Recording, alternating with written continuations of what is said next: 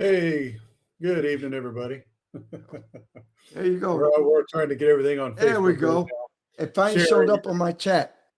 on all of our pages. Yeah, yeah. We're all trying to get organized here every time. Yeah. There we go. Finally showed up on my chat. You get it there, Sergio? Yeah, I think. There you go. All right. There you go.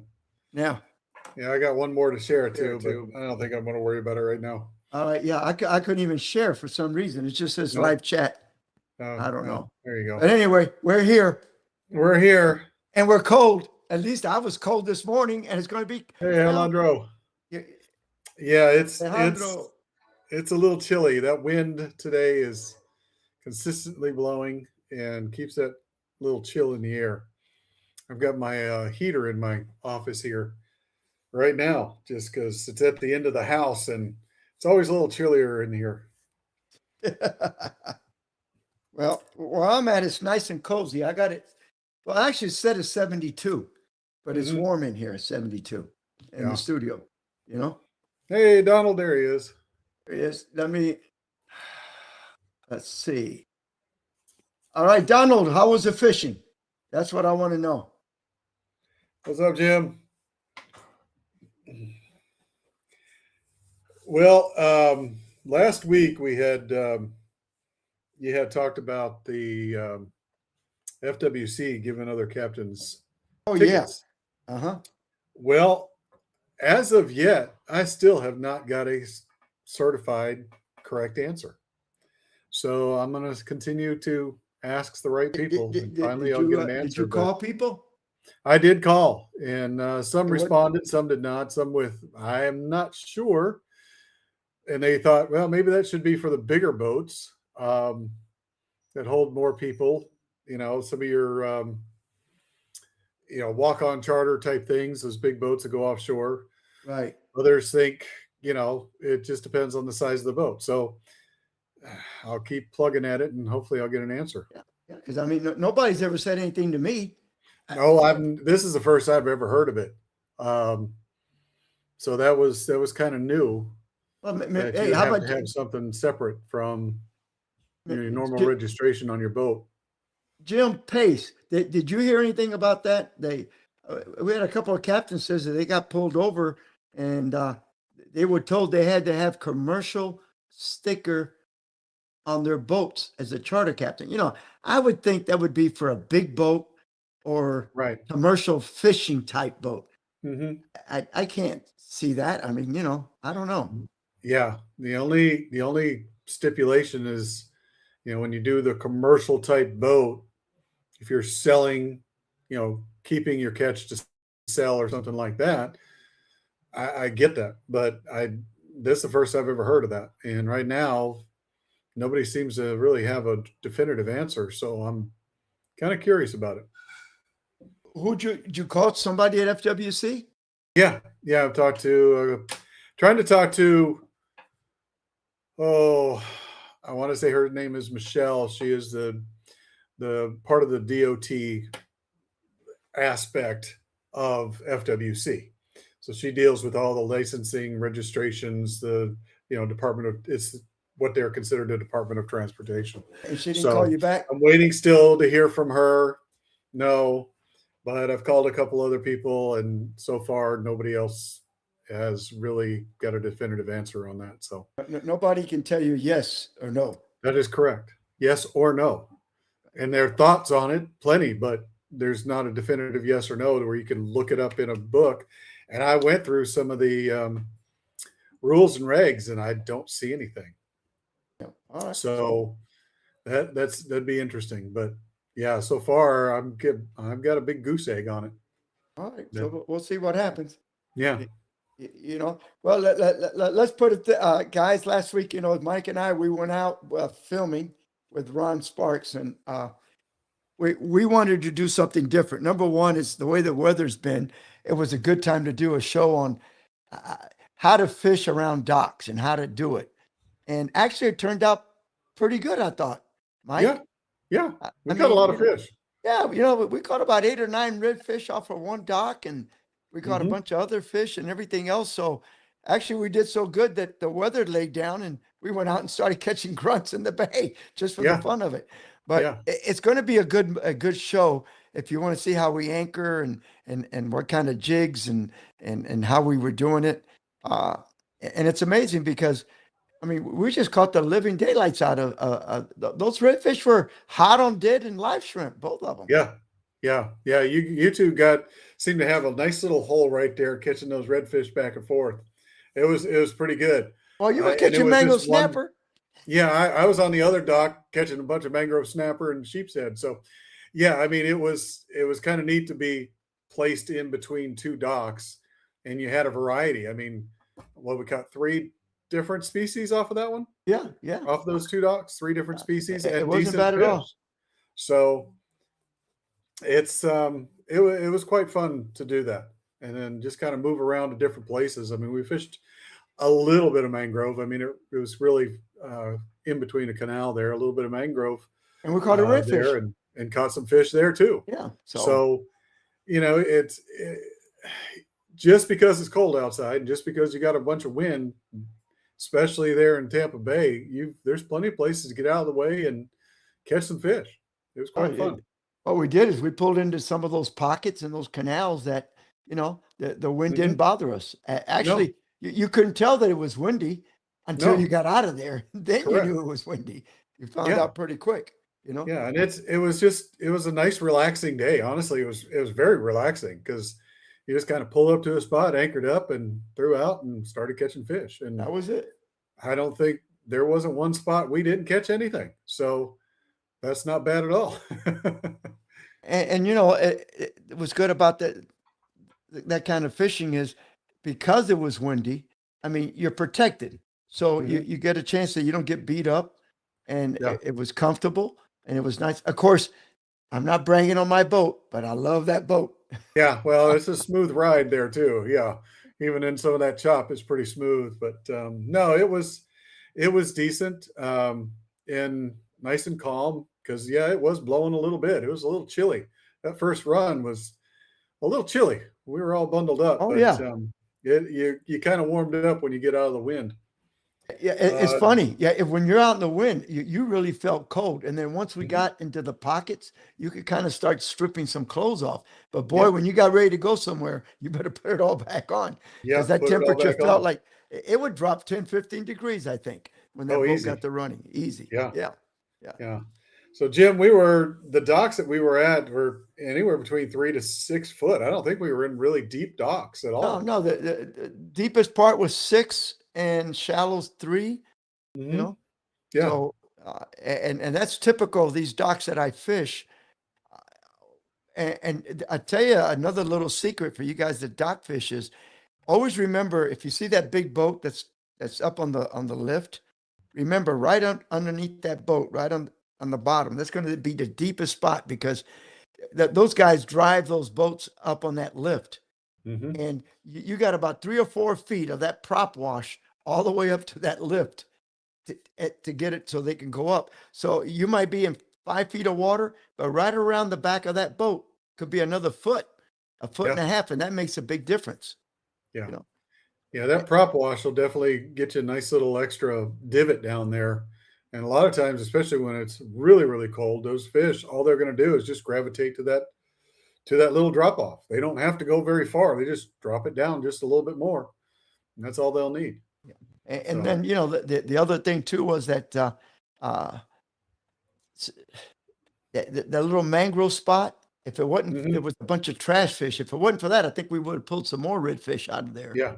Yeah. But they were just tearing up the shrimp pretty fast. They didn't give us.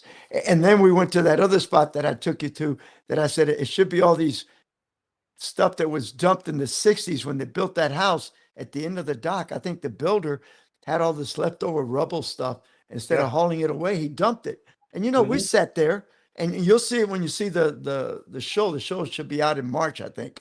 Uh, you could we were pulling what sheephead and everything out of that, Yeah. and that We was got 8, 10 feet of water there. Yeah, that one was a little deeper just because actually we weren't on that particular one. We were actually fishing more on the outside of that dock more than the inside.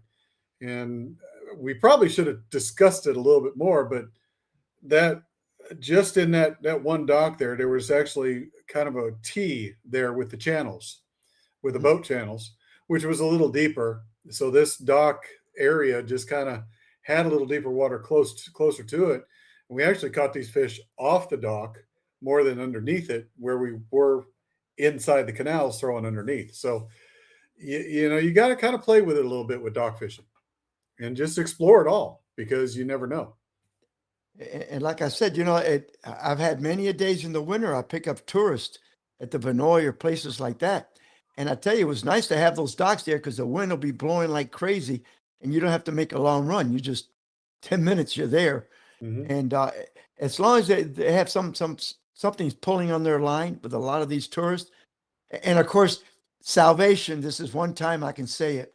The dolphin and the manatees, boy, when they come up to a boat and you have northerners on your boat and they've never seen the real thing, I've had Uh-huh. them spend 45 minutes just taking pictures Oh and yeah. looking at them, and they don't even want to touch a rod. They don't care there's a dock full of redfish and they're trying to jump in the boat. Hmm. They want to see that manatee come up to the boat and take pictures and videos of it, so they can go Yeah. back home and tell their friends, look what I have, look what I have right next to the boat. Yeah. Well, I think the last one I had some Canadians on the boat a couple weeks ago, and their fascination was the Great American Pelican, which is a very large. It's not like a brown pelican. They come down here and roost in the wintertime, Crystal River area, and they're massive, large white pelican. But you can't get close to them. I mean, they do not. They shy away from boats, from people in a heartbeat. You can't get a few hundred yards and they're already taken off. But they were fascinated by it and just wanted me to stay there so they could watch these pelicans. So yeah, sometimes it's just the little things that'll make a trip great for people. Yeah, that's right. You know, you never think of it because we're fishing all the time and they're there. But hey, it's just like me going up north to some place, some lake or some river and Hmm. see brook trout that I've never seen in my life, you know, and watch Yeah. them swim. It's unique. So Hmm. it's pretty good.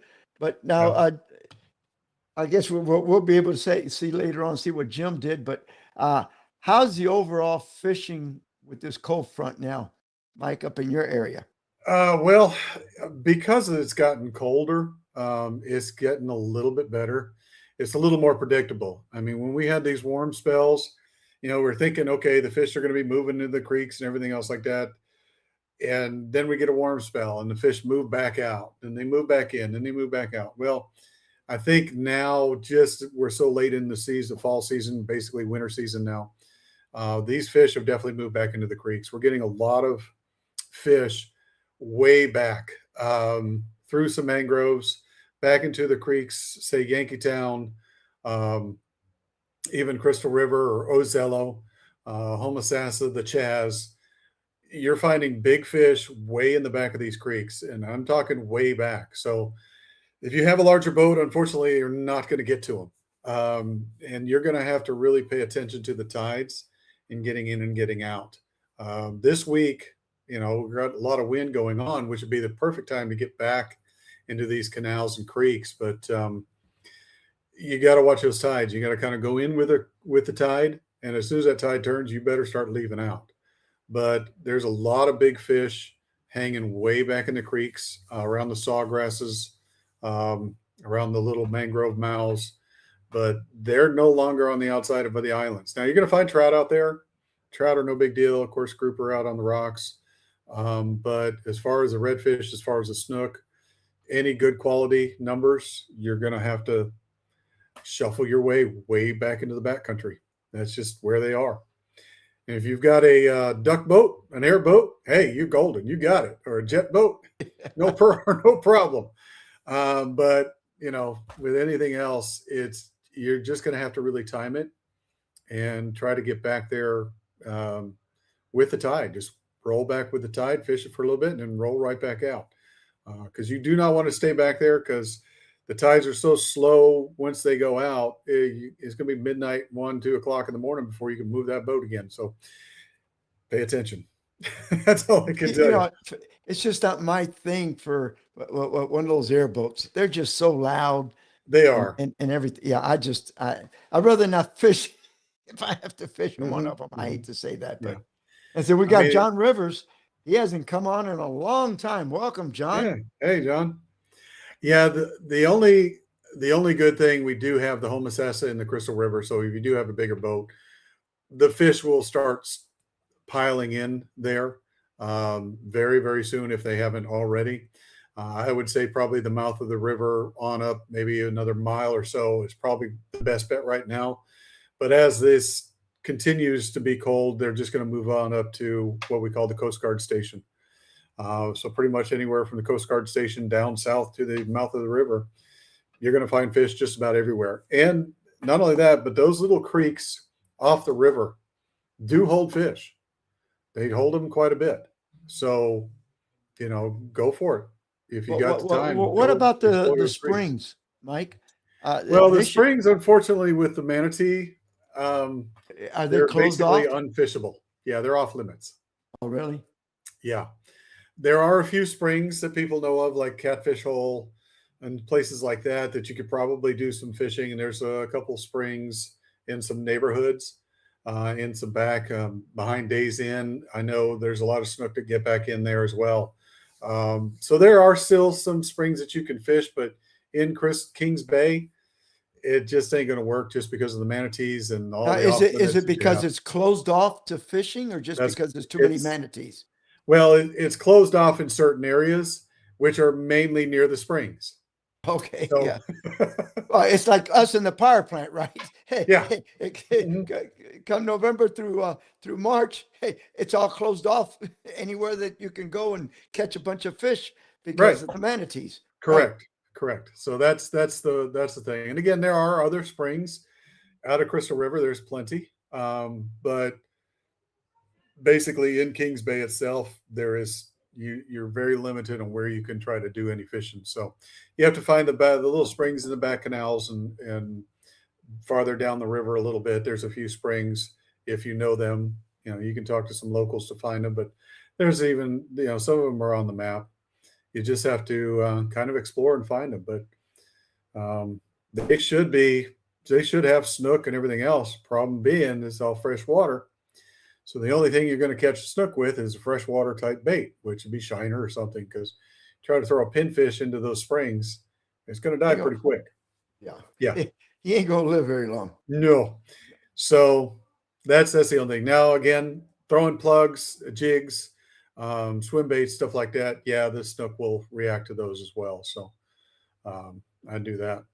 I got a good question for you because Mhm. how will uh, artificial frogs work? Have you tried them up there in Crystal River? Yes. I've gotten some redfish off those artificial frogs, believe it or not, down here around Wheaton Island one time. Yeah, yeah. There's a couple baits, and I'm not going to talk too much about it, but Oh, secret, secret. Uh-huh. Secret. There you go. yeah, no, they do work. Honestly, there's a couple type of baits out there that if you are throwing them around, yeah, redfish will eat them like crazy. And it's the same one I use for bass fishing, and the bass love them here. Um, so yeah, it's one of those little things that you kind of keep quiet because it does work. Well, it's like years ago that in Boca Grande, there's this thing that went on. Eagle Claw came out with a red tarpon hook. Mhm. And you should see those captains, man. As soon as they got that thing they would cover the hook up so you couldn't tell, Uh-huh. it's like, come on, guys. Yeah, yeah, It's a red hook. yep. No, it really does. There's actually another couple other ones that I use, but I have a little trick with one of them, and especially this time of year, actually, for looking for redfish. If you got a pond in the back or some stained water, and you just kind of want to feel it out, see what it's doing on a southerly shoreline where you've seen some movement, you see some mullet, you want to see if there's some fish there without hanging out.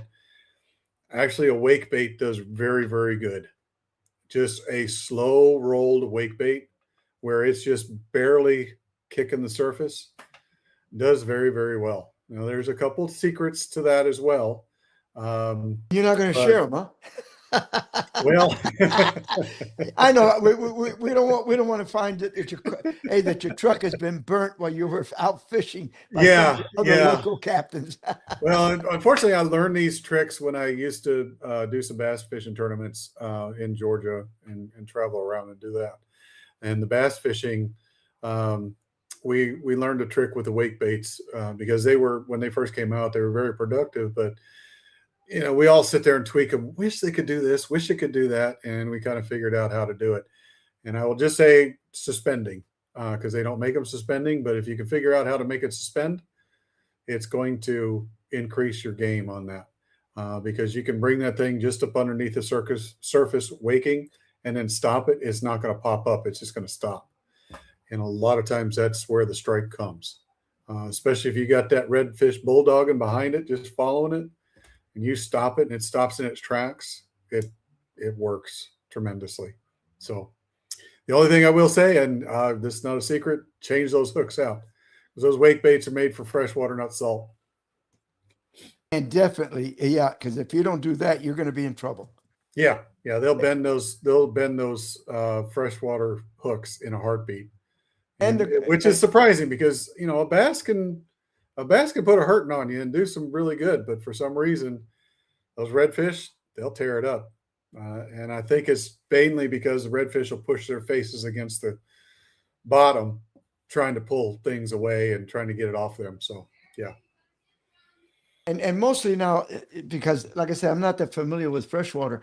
Are those hooks still pretty good, or they rust out a lot quicker than the ones that? Well, they will. Yeah, that's the other thing. They will rust out. I mean, no matter how much you try to, they're only nickel plated. They're not very conducive to salt water at all. And you can try to rinse them every time, but you're out there fishing, you throw it in the salt water and everything, and then you stop using it and you let it sit. Well, when you're letting it sit without rinsing it off immediately, it's already starting to corrode. So it just doesn't take long for that to happen.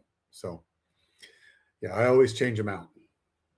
Now down here, what we saw already, that the redfish already worked their ways towards the creeks, that they're inside those canals now. Mm-hmm. They're so anywhere that you got some move, but you notice when that tide slowed down, how the bite just quit. Yeah. We have to have moving water. When we got towards the end of that tide, boy, it just like everything shut down on that one dock. And for a while there, I mean, we had them going. I mean, it was like bam, bam, bam, bam. And then you could see when the weed that was on top of the water started moving and almost came to a stop, the bite stopped. So that's the only thing about dock fishing. You're going to have moving water. Some of these canals, the problem is at the very end of the canal, the water is very stagnant. And if it's stagnant, there's no fish back in there. Now, there's a lot of canals like at Wheaton Island, or where we were at, that the canal actually has a small bridge that goes to the other side of it. Now, you might go underneath it with a kayak or a canoe, but I don't even think your boat will make it under there. I don't know. But the thing is, there's water movement between one side to the other. But some of these canals, I've got a couple on the north side of Gandy that are very good the first third of the canal. But then as you start going past that point, the water really slows down in movement to almost nothing. You go back in there and there's nothing but some catfish. But you get that first part of the canal, I mean, there's fish in there all the time. There's flounder, some mango snapper, some redfish. In the winter, there might not be any snook right there, but we've caught redfish, we've caught flounder, we've caught mango snapper. And the other thing that I don't see yet, I hear people talking about sheephead, but there's still a lot of little ones. I don't think the real big ones have come in yet. No, I don't think the big ones have shown up just yet. And that's kind of what I'm waiting on. It's usually a little later. I mean, it's January now. Yeah, I was looking at some of the old notes and some of the old pictures of when, because I kind of keep logs. It's easier nowadays than it was back then. You can look through your pictures and you can actually see the dates that you took them. and you can kind of figure out, okay, this is what we were catching here at this time of year, at this time of year. And, we were a couple of creeks that we've already explored were actually too early. And I'm thinking, why aren't the fish there? Well, if looking back at the previous photos from last year, it's too early. So that's why those fish weren't there. So you tend to, you kind of watch to see when on your photos and everything else when these fish show up. But January, I'd say mid-January, late January, February is when the sheepshead are really going to When it gets down in the 60, 58, 60 degree, because Yeah. Friday around the canals, water temperature was like 65.6, 65.7. But in the open part of the bay, it was 67.8. So Mhm. it's still not cold enough for the big spawners to come in, because that's what they come in. They're coming in from the Gulf of Mexico into the bay to spawn, and then they go back out, the big females. Yeah. And the males usually hang around all the time. You know? Right. They're not that smart. No, no. And I would say on those canals, we were talking where the dead end water hits. The only time I've been successful in hitting those canals where you've got the dead end is when it is so cold outside, you really don't want to be fishing. Yeah, But right. if you have to, where you've got just, I mean, it's hitting the 20s in the evening time or something like that. And you will see at times the fish in those areas, especially if you've got sun baking in on there, because that water's still, it doesn't move around a whole lot and it warms up faster. But again, those are very, very limited when those type of places are going to be productive. Most of the time in the wintertime, they're going to be, like you said, Sergio, closer toward the mouths or just midway. They're rarely going to be way in the back unless it is so butt cold outside that you probably won't want to be fishing anyway. That's right. So, And I mean, I've had days where I've actually had to go all the way to the end to get protection from the wind, Mhm. because even the regular part of the canal was too windy and too cold. So yeah, Right, right. Yeah, but sun is the key in that one, especially when it's cold, to get everything warmed up back there. And it's the same in mangroves. Right now there's a time, like I said, I'm going to try to get in the backcountry at some point this week, but I'm going to go to my ponds. But we don't have the canals here like you guys there do, but we have the ponds. So you're going through the mangroves, you're looking for the wide enough places that you can get your boat through to see if it's got a pond back there, because a pond is going and making sure it's at least 3 foot deep for most part. 3 feet's kind of your magic number. That way they can kind of stay low enough away from any frost on top or the really, really cold stuff. But that's what we look for, those ponds, because it's all protected from all sorts of winds on every side. The sun is beating in there all day. And a lot of times your first notion, if there's going to be some fish in there that's worth it, is if there's mullet in there. If there's no mullet in there, don't waste your time, honestly. And the same with the canals. You got to find Jessica's those saying she mullet. had 58, 59, but she's further north. Yeah. I was around Gandy in that area, and I'm sure that as you go north, it's going to get colder. But I think, like, you're right.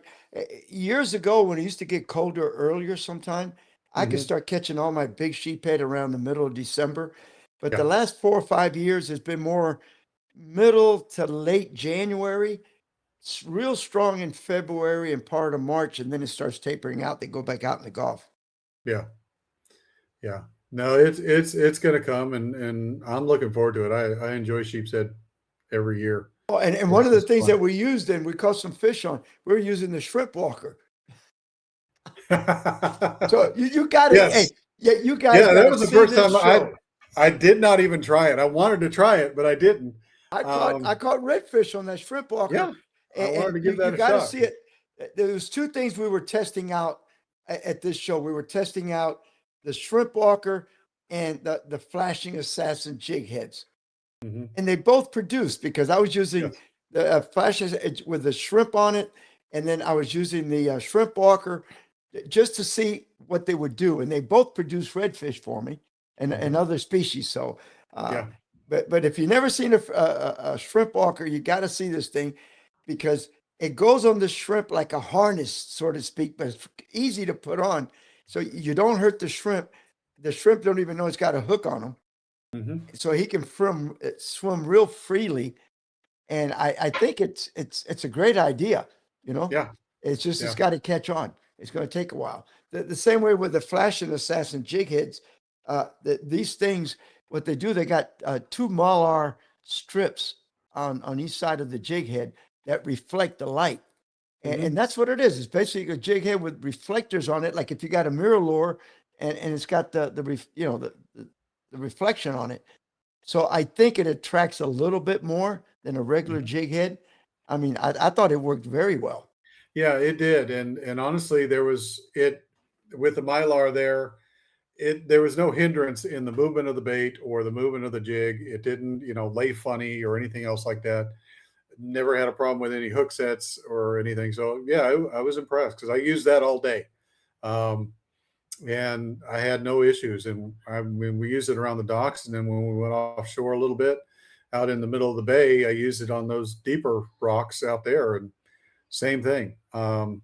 It worked very well, and we were They in get some called Key heavy West cover. grunts. Even called Yeah, Key West grunts with them.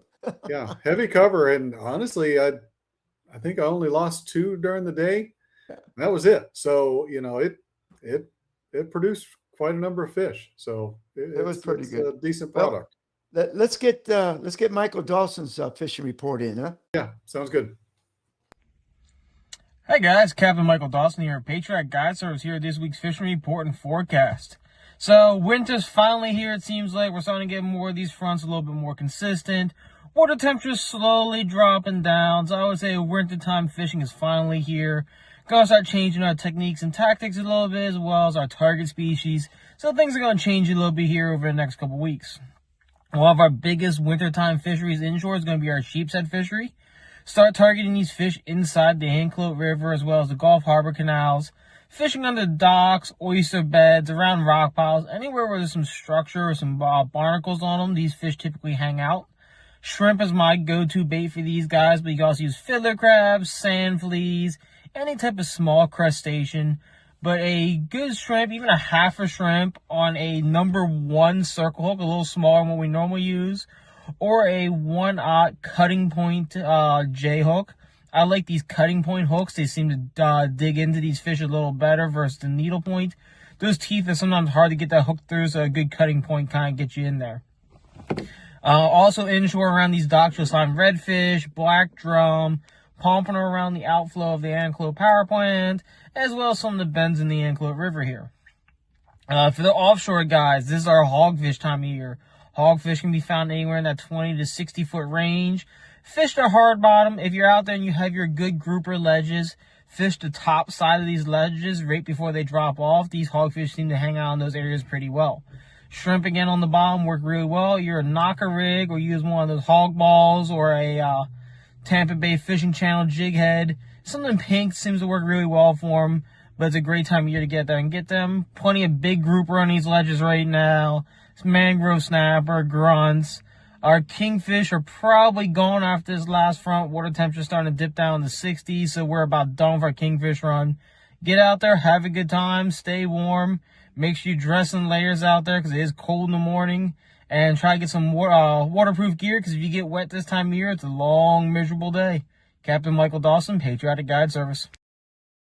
And not only that, Hey, thanks, make Mike. sure you layer good because that's what Yes. we did. I mean, I was comfortable last week because I could start taking one at a time. But let me Mhm. tell you, if you just put one heavy jacket and then it warms up, it gets too hot, but then you're not really warm enough with the breeze. So keeping that heat in. yeah, Yeah. I had the insulated undershirt. I had a long sleeved shirt.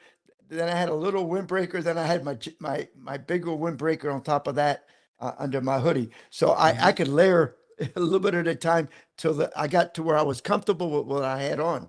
You know. Yeah. And- Yeah, and because I mean, I think we ran maybe 20 minutes, 25 Oh, yeah. minutes. And it doesn't take that long to just start freezing to death. And once you're cold out there, it's hard to warm back up. So make sure you stay have your warm fishing gloves first. on. Yeah. Put those fishing gloves on. Man, Yeah. I tell you, I had the gloves, I had my little Woo. beanie and all that. So yeah, it's What happens to me is my hands get tingling when it gets that cold, and I don't have my Mm-hmm. gloves on. I mean, they just like little needles pinching my fingers. Yeah, You know, yeah.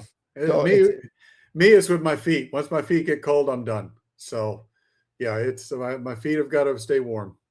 now I haven't heard much from some of the guys. Is Donald? Where did you go fishing last week? Where was it? He was at. He had his little thing going on, didn't he? No, I think.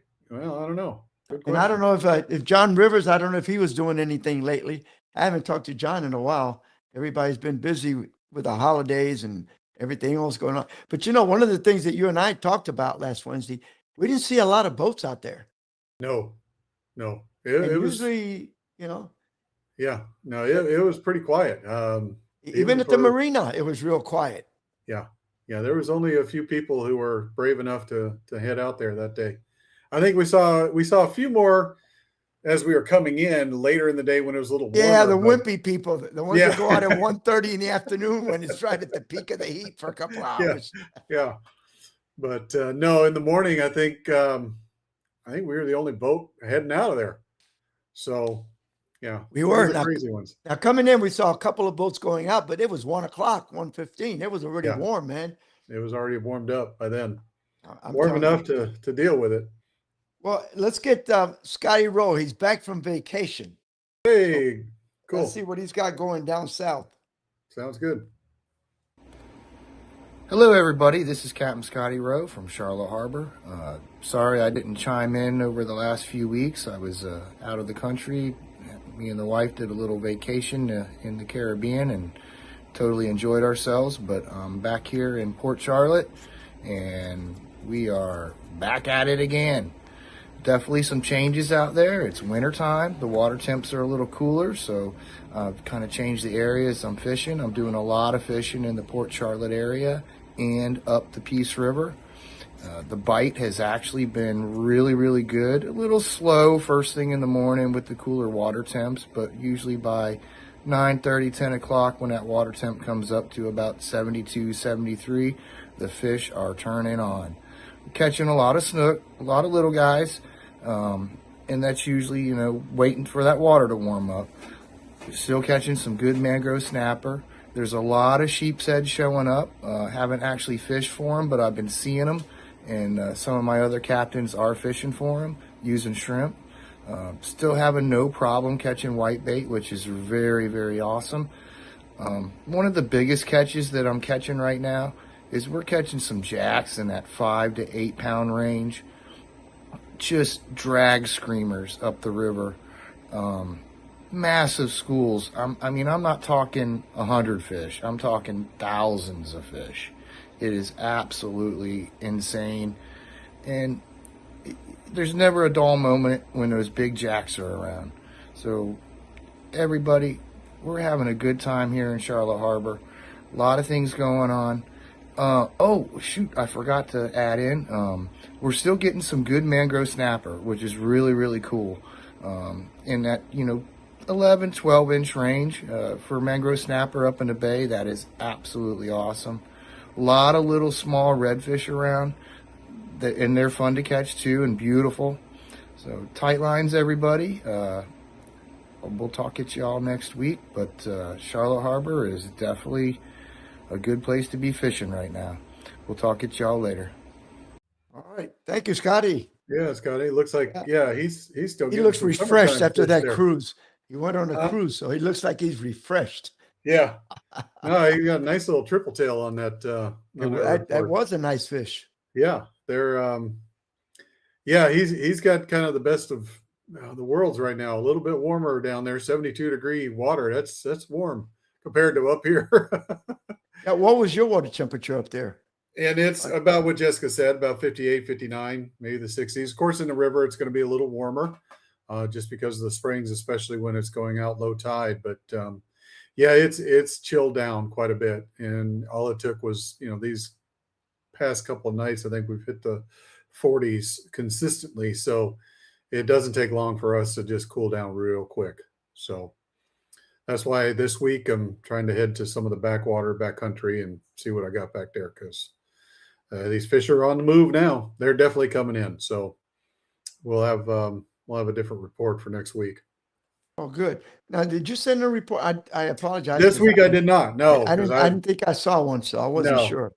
no, just with fishing with you is basically all I've done this week, and You had to that's about recover it. from the cold. Yeah, it's slow season for us up here too, and not until about Christmas. Week of Christmas, we'll be back to back usually fishing. But I've talked to a few of my friends, and nobody's really been out. So No, it's just it quiets down. It quiets down for Christmas week. We'll be okay, and then it shuts down for another week, and then January will pick up again. So it's it's one of been a those weird little times. slow, I think, for charters in our area too. I mean, Yeah. Well, I've the got my economy is regulars. yeah, the economy doesn't help. The snowbirds are finally starting to come in.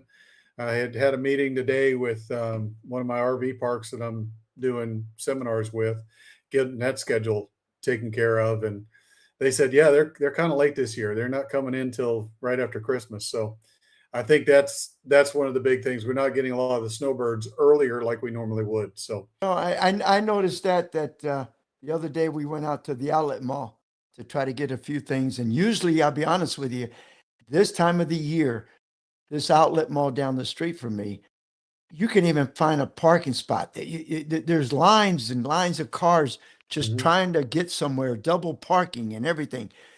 We went in there and found parking spot all Yeah, over the place. yeah, We walked inside the place, and normally it's almost like elbow to elbow in the stores. hmm But the thing is, I didn't see like any really spectacular sales. no, Like one of the shoe stores that we went into, that particular company, any one of their stores, anywhere you go, all year long, is you buy one, get your second pair at 50 off, right? right, That was your Christmas special. Buy yeah. one, get 150. And I didn't see a lot of big sales in the stores. Uh, so I don't know what it is. Yeah, And the traffic it's wasn't there. I can tell yeah, you that. yeah. It's a little different year. I think everybody's just kind of holding off. The economy isn't. It's coming back, but it's not the greatest yet. So I think everybody's kind of doing a little less this year. I know we are. It just with our family, it's just kind of like just a few stocking stuffers. I think that's about it. I mean, we're not really going to spend a whole lot. So No, hey, we didn't either. We set a budget for all the grandkids, and we mhm, said, okay, the grandkids are going to get so much. Their parents are going to get little bit this year. yeah, You know, yeah, we're spending it on the grandkids, and then hey, the rest we're yeah. watching it. That's But right. all right, so we let's get Jessica on. Yeah, yeah. Let's get Jess going. Hey guys, Captain Jessica Honovic with the Old Hookham Charters out of Chaskawissa, Florida. This week, the redfish bite has been phenomenal. I've caught in some overslots this week. I've been finding them schooling up more, which is pretty nice, 15 to 20 in a group. I've been catching some sheephead. I've also been finding some really, really nice trout in the backcountry, 18, 19, 21. So that's really good. We've been using some shrimp and some mud minnows. I've also been seeing sheephead in the river, and the snook are starting to push heavier inland, which is nice. My husband has been doing some nighttime snook fishing, but you kind of have to be a little more experienced for that because it's artificial. I did get to do some wading in Yankeetown this week, which was my first time really doing it. It was really, really cool. Caught some nice redfish and little ponds, and we caught 3 flounders all on artificial. So that was pretty nice. Besides that, fishing's just been great. If you can't get out on these negative tides, you need to book with people that can, like me.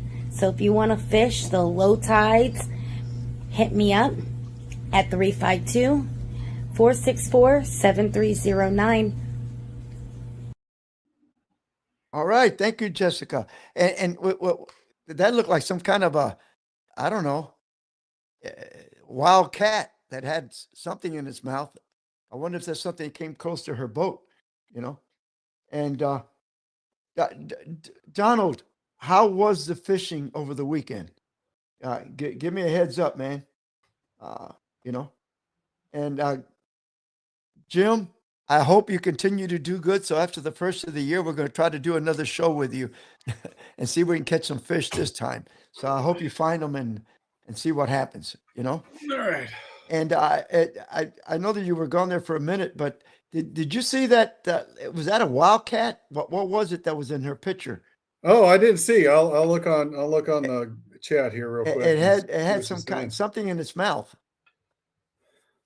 Well, no doubt. Hey, we've got some wild animals around here. See if I can see it real quick. Yeah. Oh, it's a panther. And the Oh, it is a bobcat- panther. Yeah, Yeah, it Yeah. was a panther, and then there was a bobcat. That's what it was, a bobcat. bobcat. Okay, yeah, I see the picture now. Yeah. It's probably a rabbit, or I don't know. It's hard to see. Poor thing. Yeah. No, we got some wild animals up in this direction here. Oh, we got them here too. You know where I live. I mean, we got deer and we got rabbits and all that, but every so often the coyotes move in. And let me tell you, when the rabbit population gets to a certain point, they move in and they kind of thin it back down. Then they Mhm. leave and they go somewhere else. And then the cycle starts all over again. It takes a couple of years because rabbits, you know, they just they pop them out one after the other. Right? So right now we're loaded with rabbits. You get up in the Yeah. morning, there's rabbits all over the place running around, you know? And Yep. but I thought it could have been a bobcat. And that Mhm. was pretty close to the boat. It wasn't that far away. No. We see them every once in a while out here in Crystal River as well. We see I know there's a couple panthers in a certain area that we do some hunting with, but yeah, they're around, and people don't believe it, but even in the cities, they're around.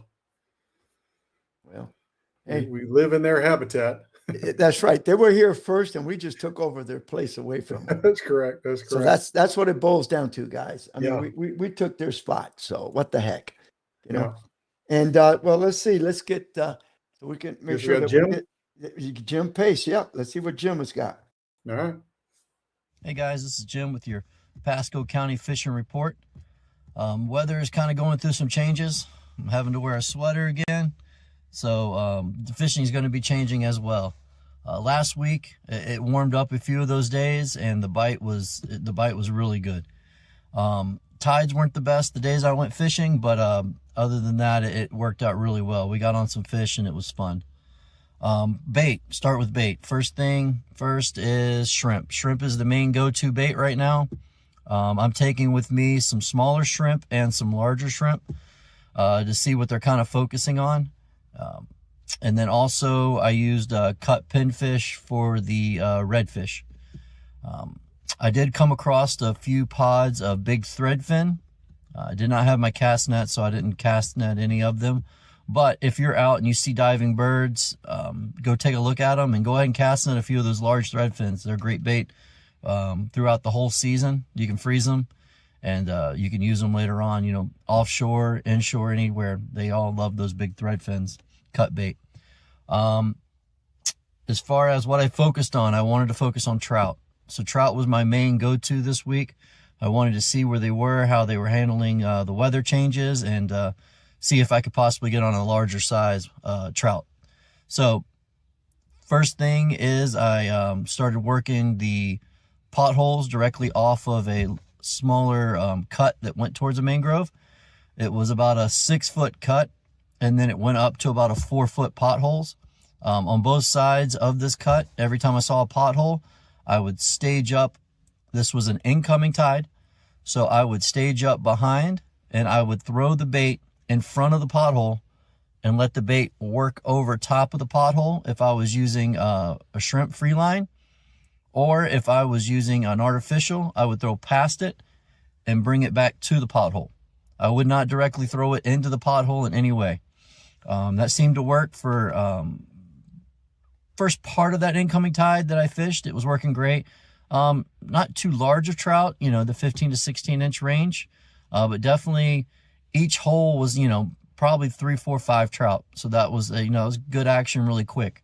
The next part I focused on was I continued back up on top of the flat as the current started coming through and the incoming tide brought the more water in. I pushed up on the flats a little more, and there was a smaller size trout up on the flats, but a lot of sharks, a lot of bonnet heads floating around. So I pushed back out onto a deeper cut, right where the grass drops off to the 4 to 6 foot range. The grass flat dropped off to the little deeper areas, and that's where all the smaller trout were. Every bait in, while I was drifting this particular weed line, every bait dropped. I was pulling out a 12, 13, 14 inch trout. So that was really good action, really fun, fast action. So if you have anybody, you want to get out to get on some fish, that's an easy way of doing it. Find a grass flat 4 to 6 feet and just work that grass flat the same area, and you'll get on a lot of trout. The big trout that I did find, I did finally get on some larger size trout. They were in a deeper trough kind of area. This trough was, I think it was about 8 foot deep, and it was off of a mangrove point, right where the water turns around the mangrove area. It was about 8 foot deep. It's a good size area. It's very well known. A lot of people know this particular area. And what I was doing was I was dropping, I used artificials and live shrimp in the same area to see if there was a difference. There was no difference. I caught a 20+ inch trout on the artificial shrimp, and then I also caught a 20+ inch trout on using regular shrimp. So that was good to see that artificials were working really well as that same area. But I was dropping it all the way to the bottom, even the live shrimp with a split shot, all the way to the bottom, and letting it just kind of drift a little bit and then pop it. Let it drift and then pop it. And they were hitting it on that drop. Even the live shrimp, if I pulled it a little bit, they were nailing it. As soon as it started moving, they hit it. And we got on, I probably pulled four trout over 20 inch. I think one was like 22, 23 inch. So not huge, but definitely large size trout. They're fun to catch when they're that big on light tackle. And then I wanted to see where the redfish were. I found a pod of redfish once again, off the mangrove line, where it was like an inlet going to a channel. They were sitting on like an oyster bed outlet. There was probably about 6 to 8 redfish just sitting there. Threw in, caught one off of that. And then I went to another area to see if they were kind of staging up, and they were same kind of areas they were the week before. Off the mangrove line, probably 30, 40 yards between where the sand, so you had the mangrove, it goes to like a sand pile, and then it goes into grass. I was throwing right where the grass met the sand pile, and that's where the redfish were coming out of and just hitting it. They were all fairly small rat reds, 16 to 18 inch reds, but they were hitting on artificial shrimp, and it was working really well. So I just kept working those, working that weed line once again for those, and those redfish were sitting there. So that was a really good bite there too. So if you get out there, find a drop off of the 6 to 8 feet or 4 to 6 feet for the trout, and then work the mangrove lines once the tide comes up and they're right in the grass line. So hopefully this week I'll get back out there with this cold weather, see if I can find some fish again, and then I'll get back with you hopefully next week with a new report. Take care. Well, thank you, Jim. Thank you, Jim. And we better get Tony Franklin in too, because we don't want to miss Yeah, go his ahead. report. Hi, Captain Tony Franklin back once again with this week's fishing report. We've got a lot of different changes in the weather day by day. The temperature gets warmer, then it gets cooler with these cold fronts that come in, and that does change the fishing. So we're going to start out with the fishing report, but we are also going to talk about the changing weather and what it does. Later this week, I'm doing this report on Sunday morning. We had a real good day on Friday and Saturday. Towards late morning, the bite picked up 10 or 11 o'clock. Early in the morning, it was a little bit cooler, so they didn't bite quite as well. We had a incoming tide, which worked really well. This week, we're just using shrimp only. We're taking shrimp, putting them on a number 1 hook, taking the head off, we're threading them through. We're also free lining them tail hooked. We're also trying horn hooked. but we've caught a mix of different types of fish. We're fishing the areas in the backcountry right now, fishing residential canals, deep water creeks, backwater areas where the muddy bottom is a little bit warmer. They're holding fish. The sheephead bite has really been good. Although we haven't caught a lot of large ones this week, they are biting pretty active. Caught quite a few mangrove snapper this week. They're a little on the smaller side. Some of them have been decent sized. So the fishing's been good all around. We've caught silver trout, a lot of silver trout this week into some of the deeper backcountry potholes, 10, 11 feet of water, with a little split shot on the shrimp to get it down a little bit. We've also been catching small redfish. Haven't really seen a lot of larger ones, but there's been a lot of rat reds out. Good action on just like 15 or 20 of these things, all in small schools. So it's been good action there. We've got spotted sea trout. There's been ladyfish action. There's been some bonnethead sharks around. So right now the action is really good. So it's time to get out on the water. Some of these cold fronts will change things. So as this week, beginning of next week starts, it'll be a little cooler Sunday, Monday, and Tuesday, and then we're going to get a warm-up. As soon as that warm-up starts, the bite will be better, as it will be when it's cold.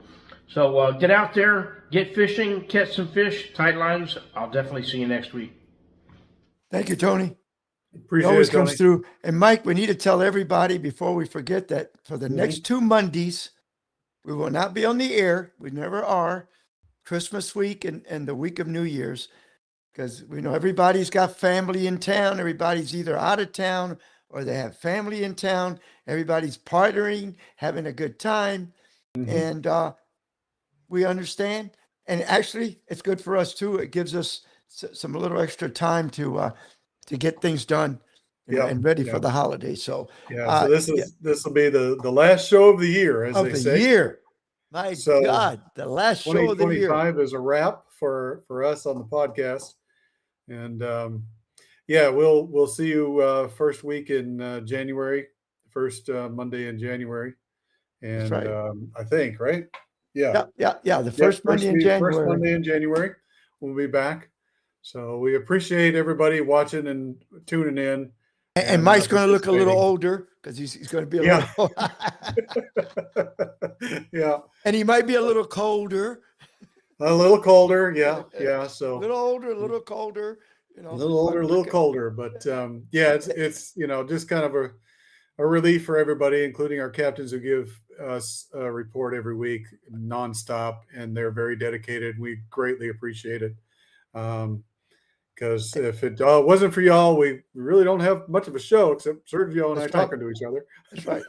And then, one thing I want to stress about the holidays is, number one is we really thank all of you who help us and watch our show and tell everybody about our show and all the great captains that send us fishing reports. But remember, this is all about Christmas is a time to be with your family.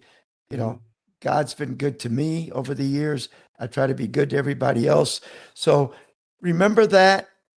Have a good time. Have a safe time. Don't do anything stupid or crazy, especially around New Year's, because we want you around after the first of the year again. Correct. And, again, thank you very much for supporting our show. And you keep us growing every year, Yes. Thank you very much. And Merry Christmas. Happy Hanukkah. Happy New Year. Yeah. Happy New Year. Year's. And we'll see you after the first of the year. See you next year. God bless. Thank you all. Take care.